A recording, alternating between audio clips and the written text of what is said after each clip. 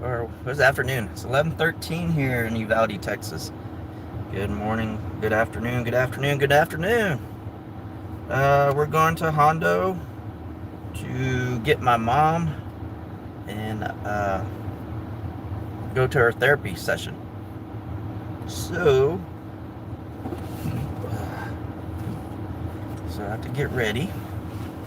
Thought I'd start off here today, in the middle of town, in front of one of the murals. This is Lexi in front of us. And I'll probably just take a right over here, which would be west, and give you a little drive through downtown, I guess. Instead of going through the back way, I always go through the back way through Hacienda Road, which is a bypass of Uvalde, and you don't really see too much of Uvalde. So I'll just sit here for a little bit. Eden's with me. She's going with me to Hondo. Sometimes I leave her here in Uvalde if I know I'm just going to Hondo for just for therapy and then come back. I'll leave her here, but the temperature was going to get up to the hundreds today again, so I'm just going to bring her. That way she doesn't get too hot. Still a baby dog, and I think she's like a German Shepherd, got a lot of hair, so she'll probably get too hot. Right now her tongue's hanging out. We're in the AC. Just trying to get the car cool. You know how when you first get in a car and it's just hot, and then you turn the AC full blast and it's just hot. So I'm going to sit under this shade tree for a little bit and cool off the car, and then we'll take off to Hondo. Nobody's here today in the live stream. Okay. I guess live stream's been running for 2 minutes and nobody came in. Oh well. Let's go ahead and take off then.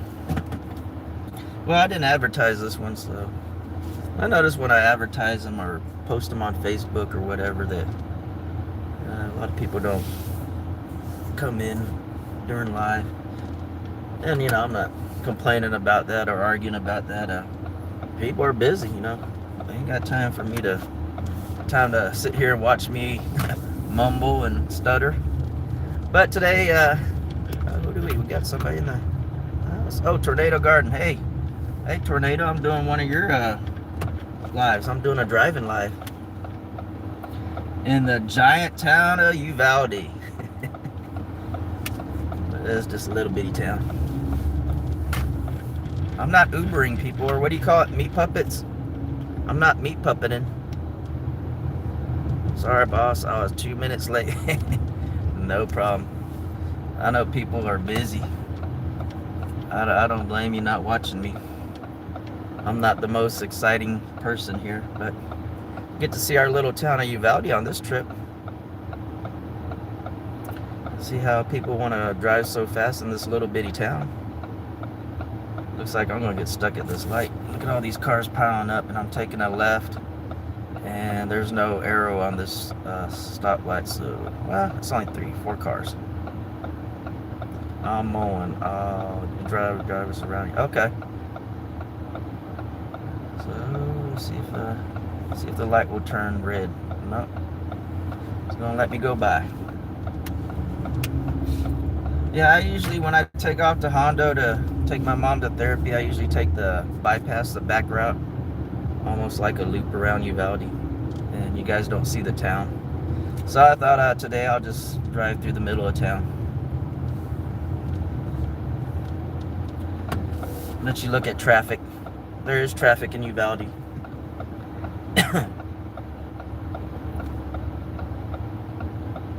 And this is like the actual center of Uvalde, I guess, because this is where Highway 90 and Highway 83 connect or crossroads.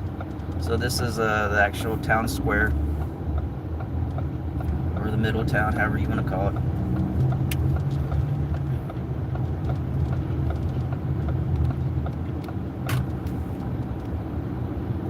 Hello, Mendez. How you doing? Did I say that right, Mendez? Yeah, Mendez. We're just driving down through Uvalde today, going to Hondo. I usually don't go through the middle of town because You know, just like this. Just because of this. You go through the middle of town, you get to stop at all the stoplights. But, you know, I thought maybe you guys want to see something different than just like farmland, I guess. If I take that back route, you're just looking at farms and railroad and stuff like that. And we're passing the O'Reilly AutoZone across from each other. Passing the HEB and Walgreens on the left. Texas flag there. On the right after this HEB gas station's like, ooh, 247. Gas is 247 coming down. There's our barbecue place, Evans Barbecue. This guy's gonna turn right here. And then of our subways, Audi's so big we actually got 2 subways. That's a slow turn. And then we're crossing the Leona River. It goes through the middle of town too. And we got the Tractor Supply, pawn shop, and all the little hamburger places and fast food places right here. Excuse my voice, man, I've got this sinus infection. I'm hoping it's just the sinus infection. Here's our new car wash they're building. Brand new. Look at that, high dollar, high rent. Was that Uptown high rent? Man, then here's one of our banks. Some more fast food places. Hello, I can't say your name. It starts with an E. I'll just call you E. You have a big E on your name. Welcome, welcome. Thank you for viewing. We are here in Uvalde, Texas. There's Jack in the Box. And on the right is Chevy GMC dealership, Regency. Man. And then further on the right is the Little Caesars Pizza and a Smoothie King. Smoothie King's pretty new. I didn't think that was going to last, and I still don't think it's going to last in here. I don't just see. And here's a new mini taco place that started. It's a little pricey, but it's different, you know. And sometimes that's all you want is something different. Now the mini tacos is not different, just the atmosphere is a little different than the regular the rest of the restaurants around here. Here's Townhouse Restaurant and Whataburger coming up. Let's see. I drove 9 hours yesterday. I'm happy to let you drive. Well, I don't get paid. I don't get paid, Tornado Guard. You're getting paid at least. And there used to be an Amish restaurant right here, but they weren't really Amish. They said they're an Amish restaurant, but they're Mennonite. Because, oh, there goes the game warden. I better behave. Texas game warden just passed me. One of our lumber places, and then Billy Bob's Hamburger on the left. And then, oh, this is coming up. This is kind of new. It was in the middle of town, but they moved it over here and made a new building and stuff and remodeled. It's called the Local Fix. It's a coffee shop / diner place. Real upscale for Uvalde. I don't know about your guys' towns, but that's kind of upscale for us. You got Jack's Steakhouse on the left, and then Uvalco over here, kind of like a hardware ranch store. And then the Forum Theater. I think they got 6 theaters, 6 screens in there. Let's see where we're at on the chat. Let's see, Chair Bear, how you doing, Chair Bear? Let's see, Tornado Girl. I was driving home from a Mother's Day visit. She didn't tip. Ooh, we don't tip on Mother's Day. Ooh, wee. You know, I'm not a real big. Somebody, if you're driving me somewhere, I think I'd tip, because you don't have to drive me there. I mean, you're doing me a real big favor. Like restaurants and waiters and waitresses and stuff like that. That's a hot topic, huh? Everybody has different things on waitering and stuff like that. If I get good service, yeah, I like to tip. But sometimes you get bad service and you're like, man, I just tipped somebody to give me bad service, or, you know, just, and sometimes all the service that person did for you was just tell them what you want and then bring it to you, and then you never see them again. I mean, and sometimes I think the restaurant needs to just pay them more. But like Uber and stuff like that, and what's the other one? DoorDashing and stuff, where they deliver food and they drive you to places. Yeah, you need a tip for that, because either you can't do it or you don't want to do it. So you need to tip your Uber and tip your DoorDash people, because without them, you'd be driving yourself or trying to find somebody to go get you food, and you might not be able to do something, or you might not be able to go somewhere because there's nobody to do it. But I, even though, I'm talking about tipping waiters, I still tip them, because sometimes, like the one we had last night, that's the other thing, when I'm so used to when you go to a restaurant, that when you get the check, it has, the breakdown for you, like 15, 20 or whatever percentage. But last night we were at a restaurant, and the waitress she was good, she was okay, but she reminded us of our little niece Alicia, and I wanted to tip her, good, more than what the regular tip is. But when I got the check, it didn't have the percentage thing on it. I wish everybody would just put that on the check. I mean, you're not obligated to do 15, 20, 25 or whatever they put on there. I mean, but it just gives you a idea. So we got the check, and they didn't put what the suggested tip was for. That's 15% is about what Uvalde gets. Uvalde's a small town. I know some of these bigger cities, they think 20% is good. I used to do 10%, but 15, I grudgingly moved up to 15. I'm okay with 15. But this little girl, she did such a good job that I wanted to give her more than 15%. But they didn't put the percent on my check. And I don't know. I guess I had a scotch too. I had a Glenlivet scotch. So my brain wasn't working, and it took me a while. And I only tipped her $10, and that wasn't 15%. So I sat down and thought about it for a while, because we were actually leaving. I like paying before we leave, so that way we could just all relax and not all stand at the door waiting to get out. Then I sat there and realized, I was like, $10 wasn't 15%. So I had to sit there and calculate in my mind. So I went back there.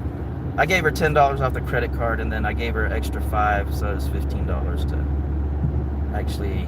It was actually over the 15%. She did a good job. Hey, Rowdy, how you doing? People tip better after they've eaten. Well, yeah, but if the food was bad and the service was good, if the food was bad and the service was bad, hey, you don't want to tip.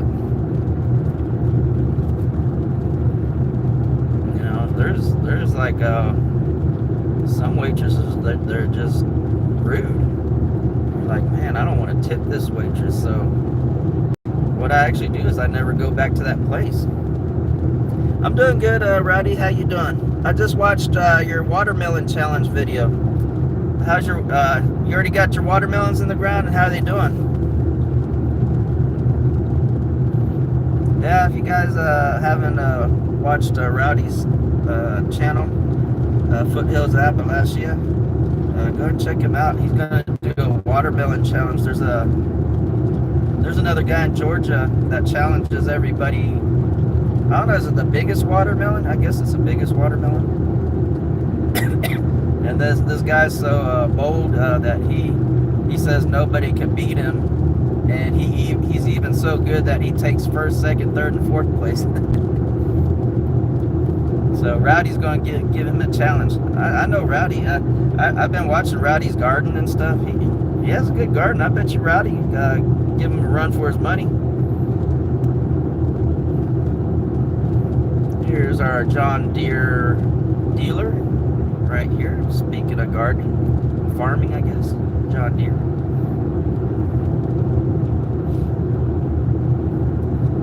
Let me get around this guy. He's doing 60.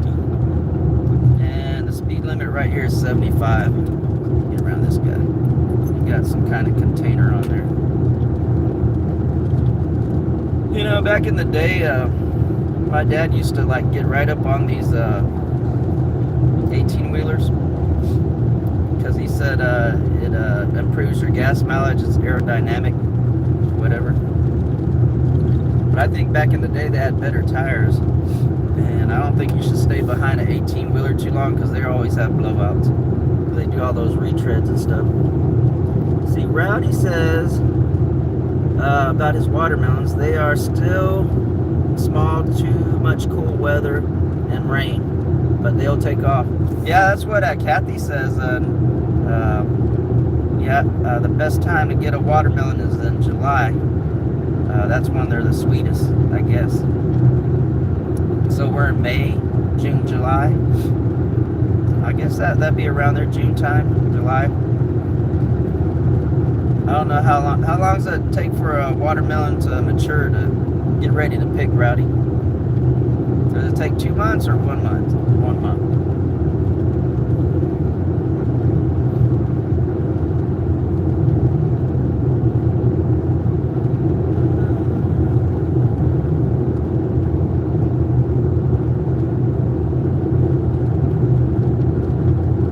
And Kathy says to get a good watermelon, it has to be hot, hot, hot. And have cool weather to have a good watermelon. You need that Texas sun shining on it to get it ripe.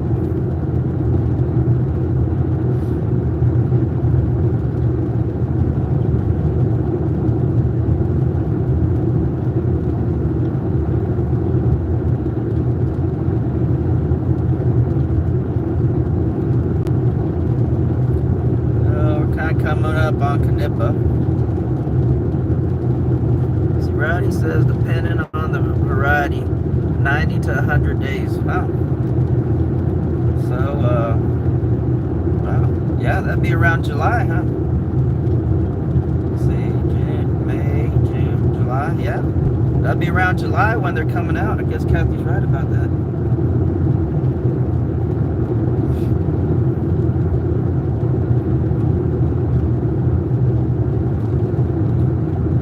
Everybody driving slow today. I don't know why. That's surprising. Actually, I don't mind driving slow.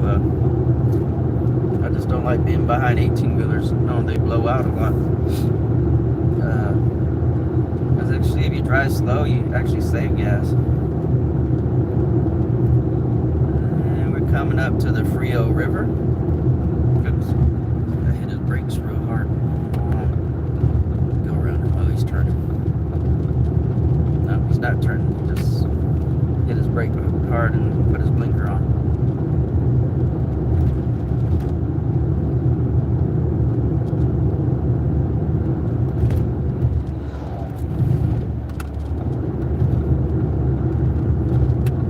Okay, here we go. Now we're going over the Frio River. The dry Frio. It hasn't had water in here for about 4 or 5 years. See, the weather affects them a lot. Yeah, it's a cold river, but not right here. You got to go up north a little bit from Canipa and Uvalde, about 40 miles north. You'll hit the town of Concan and Lakey and Garner State Park. That's where the Frio is Frio. You get into the Frio River below Highway 90, it is not Frio. I guess that's where all the springs come out up there by Lakey, which is about 40, 60 miles from Uvalde. This is Knippa, town of Knippa. There it is. If you can't stop and save, what's it? Missed that sign. Honk or something.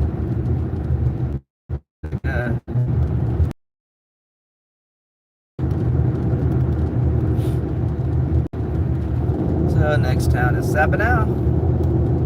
If you guys have been riding with me, you guys know what's coming up. Hey Kevin, going back to Hondo today. Gotta take my mom to therapy. Me and Eden are going. I didn't want to leave Eden in Uvalde because it's hot today. So she's gonna follow me around. I wonder if you can see Eden. Let me see. Let me flip it around.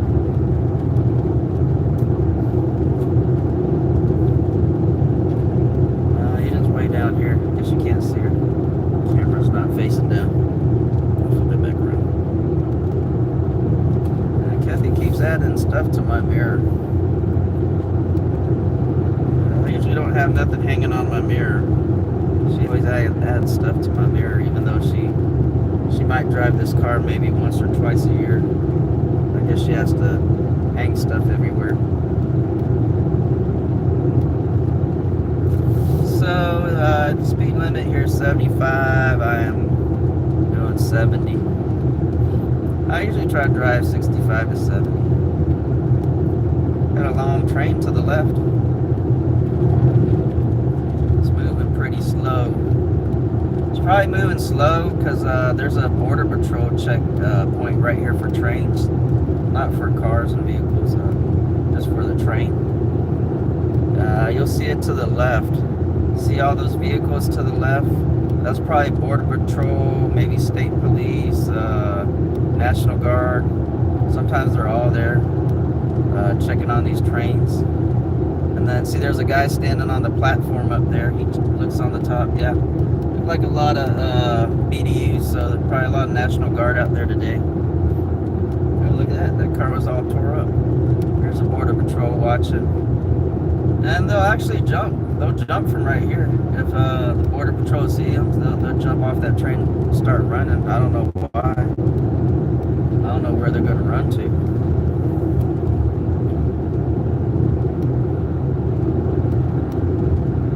It's hot. It's going to get hot.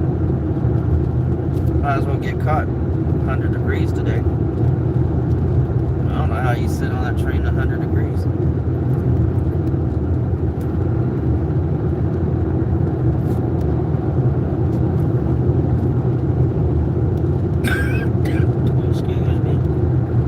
There's a truck from New Mexico right there that just passes, or SUV. The thing about this road right here, Highway 90,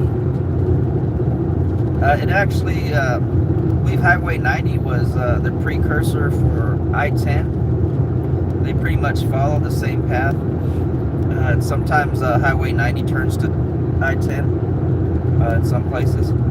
So this road, Highway 90, it stretches all the way to Georgia, to probably more I-10 in Georgia, but it used to be Highway 90. So this highway would go all the way to Georgia, all the way to the coast, and this highway will go all the way to California, all the way to the coast. So you'll see all kinds of vehicles on this road. If they want.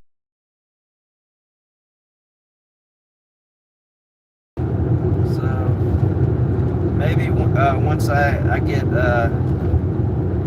more time, I could do a Highway 90 trip. That'd be epic, a Highway 90 trip coast to coast. Guess I'd have to split it up since kind of Uvalde's in the middle. I'd have to do a Highway 90 RV trip to Georgia, to the ocean. Then do a second part Highway 90 trip to California, to the ocean. And I like I said, you might not see Highway 90 on your map if you're in Georgia or California, because it probably turns to 10. But Highway 90 is what 10 turned into.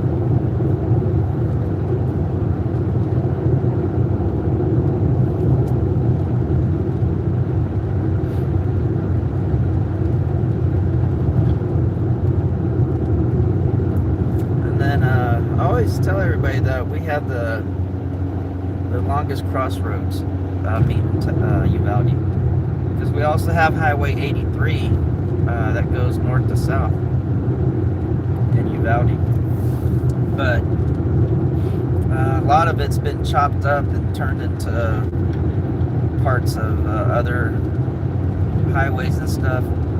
But it used to be the lone road going up to the north and going towards south. I think going south to Mexico is still pretty much intact. So you could go from Highway 83 all the way to Mexico, and Highway 83 all the way up to Canada. But you know, it's not one solid road anymore. You know, 83 and 90, they're very old roads, kind of like how Route 66 is, and the interstates and other roads swallowed them up, so you can't really get a good look at Highway 83 and Highway 90 going coast to coast and country to country, because it's all chopped up now. Tyler in the room? I didn't see him. Tyler is in the room, huh? Let me see if I can scroll down. I didn't see Tyler. There you are. Guess I was rambling on. I always take 90 instead of, yeah. Good for you, Tyler. I would too. It's more scenic. Get to see more things. Let's see. I'm missing some chat. We used to do that. Highway 90 was the Mason-Dixon line. Oh, it was? Huh? I didn't know that. Let's see. Hello, Tornado Garden. Everybody said hello to Tornado Garden and Tyler of Texas. Yeah. I prefer Highway 90. I mean, I don't have no choice here, because actual I-10 splits off of 90, probably in San Antonio. Yeah, probably in the middle of San Antonio. I think Highway 90 starts in the middle of San Antonio. It splits up in the middle, and then 10 goes up to Kerrville, Bernie and Kerrville, and then all that up there, Junction and stuff. And 90 stays closer down to the border, goes to Castroville, Hondo, Uvalde, Del Rio, and then kind of skirts the border all the way up to El Paso, I guess. I haven't taken it that far though. Kevin's probably taken Highway 90 farther than I have.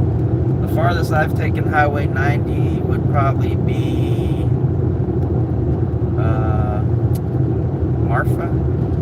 That's probably the farthest I've taken Highway 90. And then probably going east, the farthest I've taken Highway 90. Does Highway 90 go to Shiner? Because I think I went through Shiner. I don't know if that was Highway 90. I know there's somewhere on 10 that it drops down. And I know me and Kathy decided just to drop down off of 90, off of 10, and go towards Shiner and all that. Okay, we are in the town of Sabinal. As far as Valentine, Texas, I'm so much more, see, Tyler says, I'm so much more comfortable on 90. It seems faster to me. Yeah. Yeah, sometimes it is, you know. Especially you get around Houston. I think I-10 starts stacking up around by Columbus. You know, that's where you start hitting traffic. I have to get on the map and see that. We have there's another channel that we watch, Traveling Robert. He likes to do like themed travels. You know, like I think he's doing a Route 66 travel on his travel trailer. And once I get more time and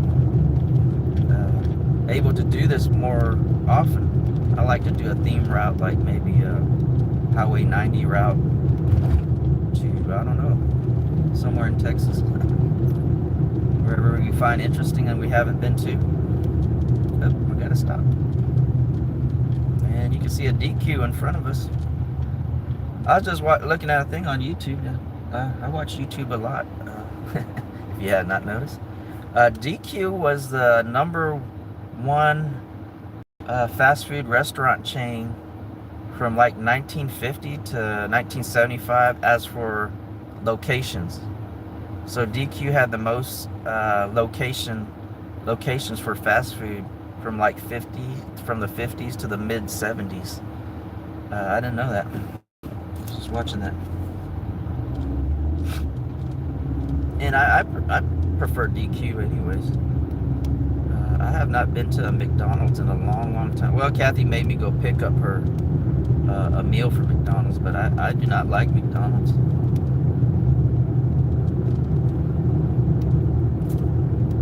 I think the service is better in Dairy Queen too. Hey, and then you get the ice cream. Yeah, their ice cream machine's never broken. McDonald's ice cream machine's always broken. You always know you get some ice cream from Dairy Queen. My favorite ice cream from Dairy Queen is either just a plain old vanilla chocolate dip cone. I like that. And my other one is a, I guess it's chocolate or coffee chocolate Heath Blizzard. A Heath Blizzard. I guess it's just a Heath Blizzard. I like that. Those are my two favorite ones.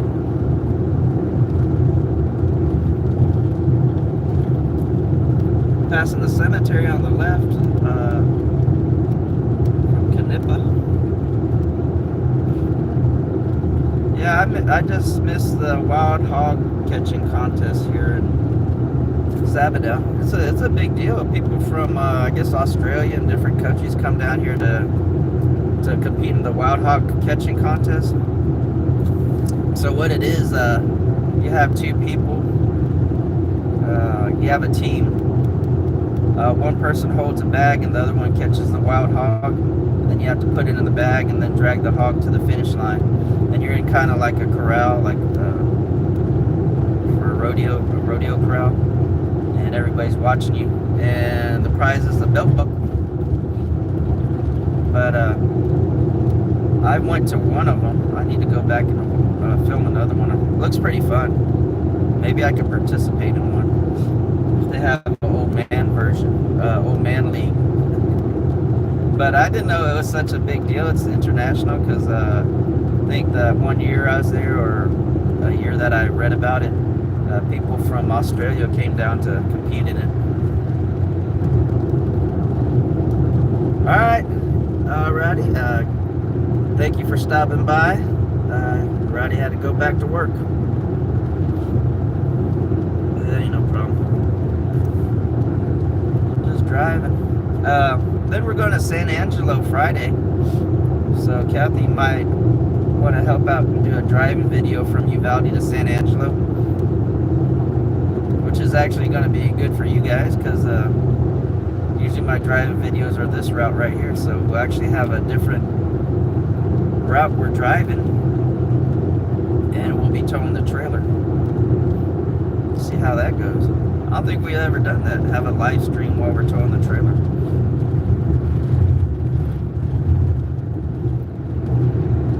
It'll be Eden's first camping trip to San Angelo. It'll be her first state park. See how she does in the trailer and how camping. The only one, you know, I'm on the Texas State Park Facebook page site or whatever you call it, and somebody was complaining about San Angelo State Park, which is where we're going. But I don't know what is there. I think they said it was like unkept. And you know, it's a state park. You know, it's nature. It's not going to be perfectly manicured. So, but the only one. So here's my gripe. We only have one. It's not a gripe because you can't do nothing about it, but it's maybe something you should be aware of. They got these giant. I don't even think they're sticker burrs. They got these giant. I'm going to call them sticker burrs. These giant sticker burrs all over the park at a certain time of the year, and I think it's this time of the year we're going there. And if you have a pet, that's how bad they are. We took Billy up there when Billy was alive, and he was crying. I mean, he couldn't step on the grass or go anywhere. Well, actually, yeah, you even have to watch out for it in the dirt and stuff, because they fall off and roll in the dirt. I don't know what you call those sticker burrs, goat burrs or burrs, but they were, just imagine a sticker burr, but maybe twice the size and twice the pointiness. Maybe Kevin knows, he's been up there a lot. But yeah, we'll be going up there to see my nephew graduate.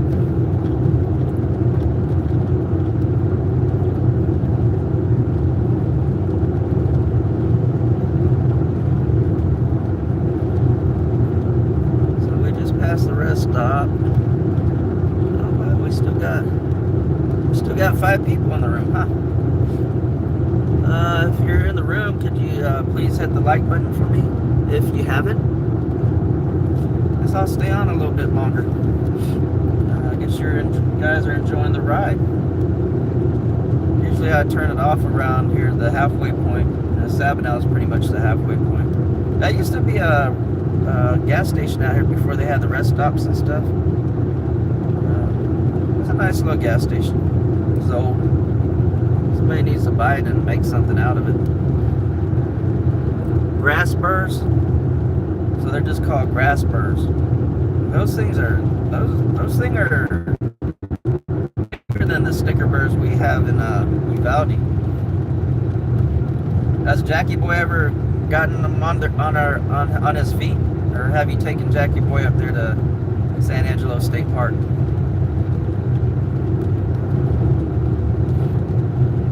Yeah, because Billy had big feet too for a little dog. He had some big feet. He did not like San Angelo State Park because it had grass burrs.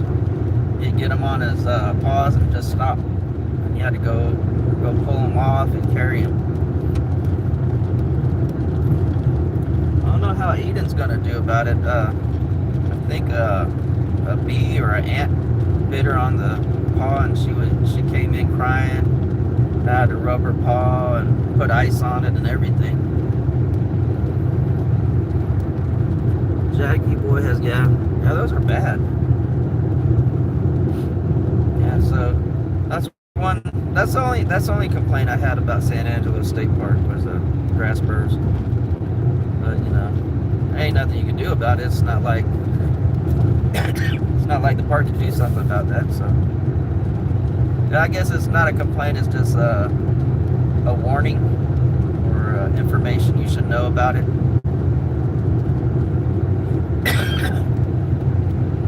At certain times of the year that there's going to be a lot of grass burrs out there.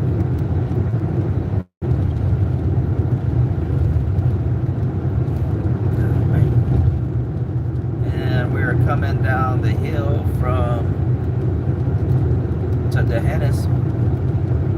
I don't know if I'll lose a cell here because there's like a dead spot for some reason to me right around here. Seems like there's always a dead spot right on this hill to Dehennis cell coverage. So I don't know if I'll lose you guys or not.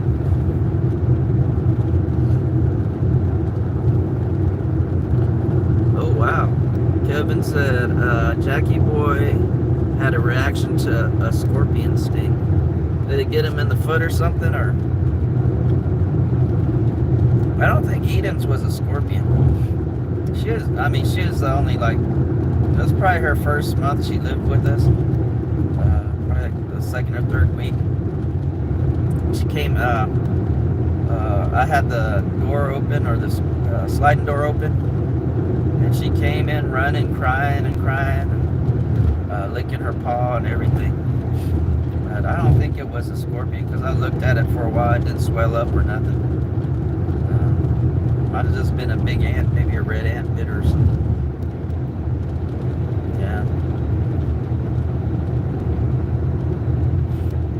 Yeah,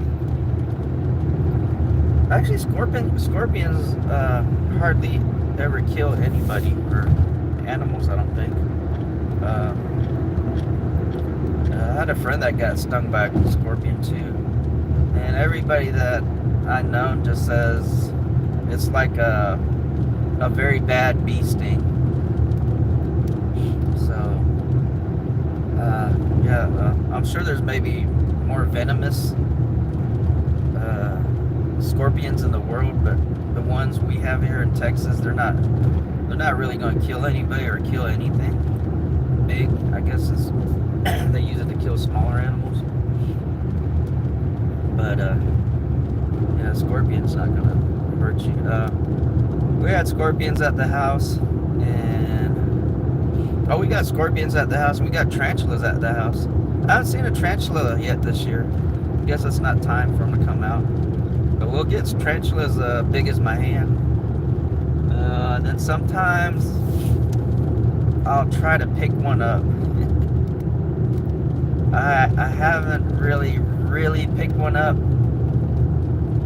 because I'm scared to get bit by one. They're not gonna kill you, but I bet you it hurts.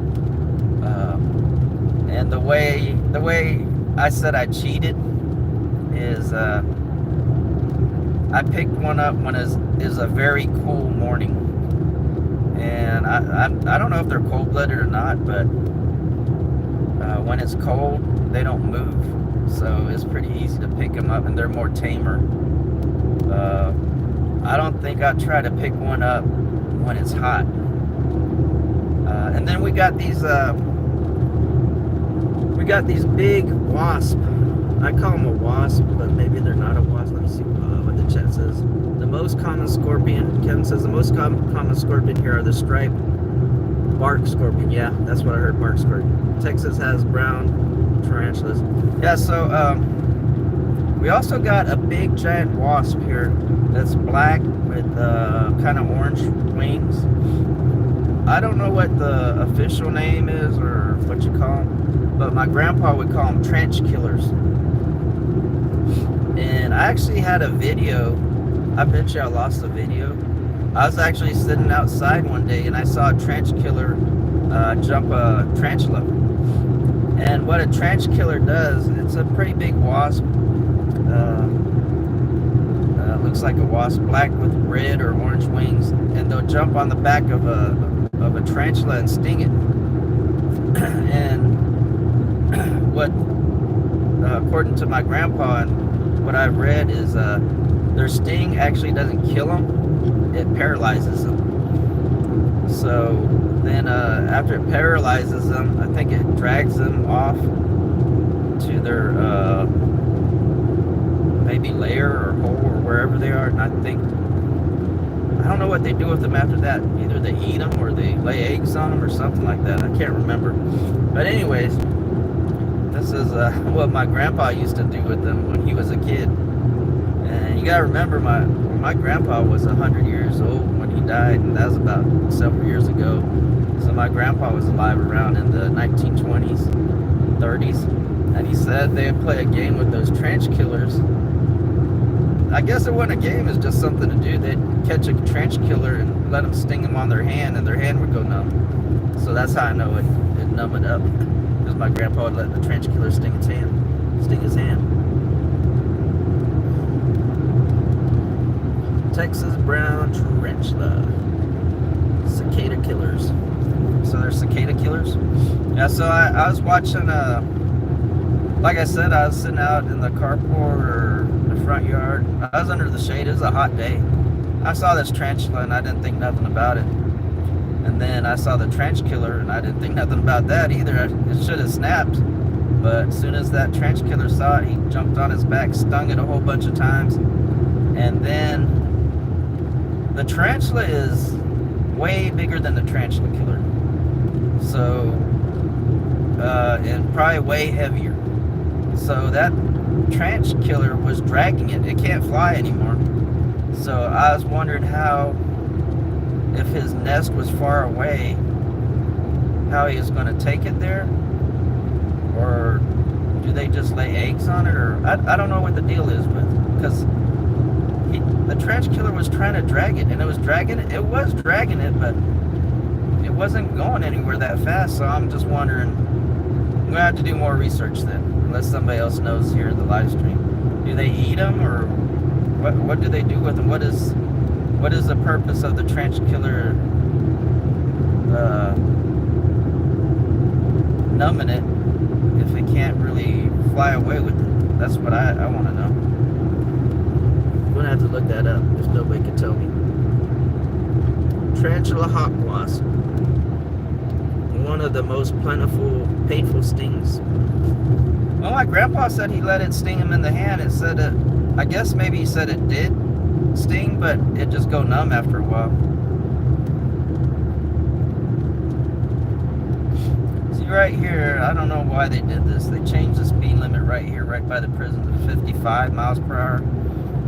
So I slow down and do the speed limit, but everybody else doesn't. So everybody is just like piling up behind me doing 75. So either they need to come over here and force the 55, or just let them change it back to 75 all the way to Hondo, because as you can see, everybody just piling up and passing me. Probably going to cause an accident one day. Yeah, so yeah, I was wondering if the trench killer eats the tarantula, or what does it do? What does a trench? Why? Well, his name's Trench Killer.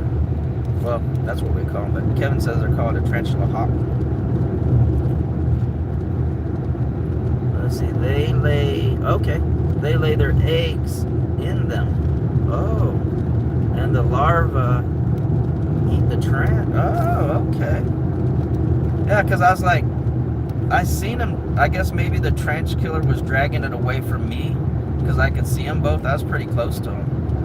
I guess he was worried that I might do something to the tarantula and the trench killer, so he was dragging, I guess he was just dragging it away from me so he could lay the eggs, or her, so she could lay the eggs on it in private. But I just sat there and watched it, and I was filming it, because I can't say words. I automatically know that a trench killer won't sting me, because I've been around them all the time, and they leave people alone. So if you see one, leave them alone. They won't sting you. So I was like right up on them, maybe a couple inches. I had the camera right on them, because I know they're not aggressive to people. They look pretty sinister, but they're not. So if you ever see one, just leave them alone. But I filmed them. I guess that was before I started doing YouTube.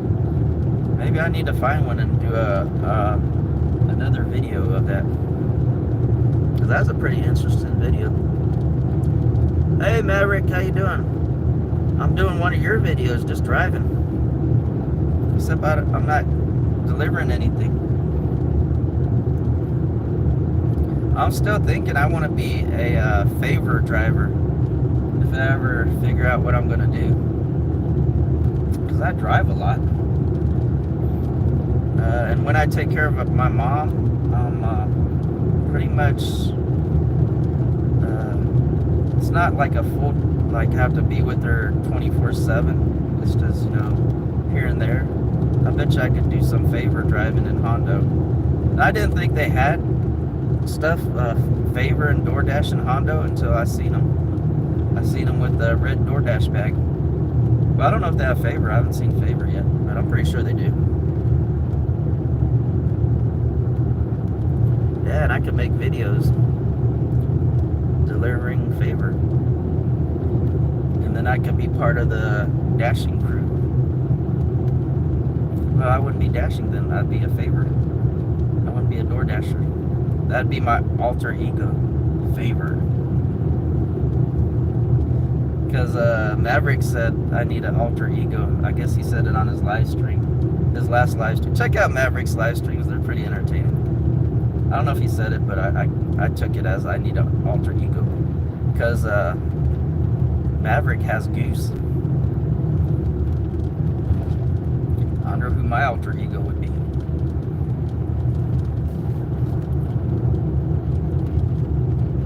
Yeah, we have a HEB here in Hondo and one in Uvalde. So both the cities I'm in. I wonder if I could make more money delivering all the way to, because the town in between is Sabinal. It's like 15 miles away, and I have to drive through here anyway. So I Okay, I'm here in Hondo, and I'm about to come up to my mom's house, so I'm gonna turn off the camera, and I'll see you guys later. Thank you for stopping by, and probably I'll be on tomorrow as we take the travel trailer to San Angelo. See you guys later. Bye.